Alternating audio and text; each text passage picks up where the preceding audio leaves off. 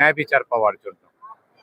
তো কি উদ্দেশ্যে ন্যায় বিচার চাচ্ছেন? আপনার সাথে কি হয়েছে একটু বলবেন? আমার ওয়াইফ সে স্বেচ্ছায় পছন্দ করে সে আমাকে বিবাহ করে ঘরোয়া ভাবে। হ্যাঁ, এমতো অবস্থায় আমার ওয়াইফ অসুস্থ হয়ে পড়লে সে তার বাপের বাড়িতে চলে যায়। সে তার বাপের বাড়িতে চলে যাওয়ার পরে ওইখানে গত জুলাইয়ের 20 তারিখে আমার একটা ছেলে সন্তান জন্ম নেয়। ছেলে সন্তান জন্ম নেওয়ার পর থেকে হ্যাঁ, আমারে তারা কোনো কাবিনও করতে দেয় নাই। এই 1 বছর যাবত আটকে রাখছে। আমারে কোনো কাবিন করতে না দিয়ে ওনারা একটা ফেক কাবিননামা তৈরি করেন। পরে একটা ডিভোর্স লেটার দিয়ে বলতেছে আমার ওয়াইফ আমার সাথে সংসার করবে না। দেন আমার ছেলেকে তারা পিতৃ পরিচয় দিতে অসম্মতি প্রকাশ করে। আমার শ্বশুর বাড়ি গোপালগঞ্জ। তারা আমার উপরে এই নির্যাতনটা চালাচ্ছে।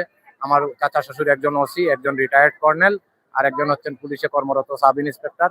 ওনাদের পারিবারিক ক্ষমতার প্রভাব দেখিয়ে আমাকে তারা বিভিন্নভাবে প্রাণে মারার হুমকি দিতেছেন এবং আমার সন্তানের পিতৃ পরিচয় দিতে তারা অসম্মতি জানান।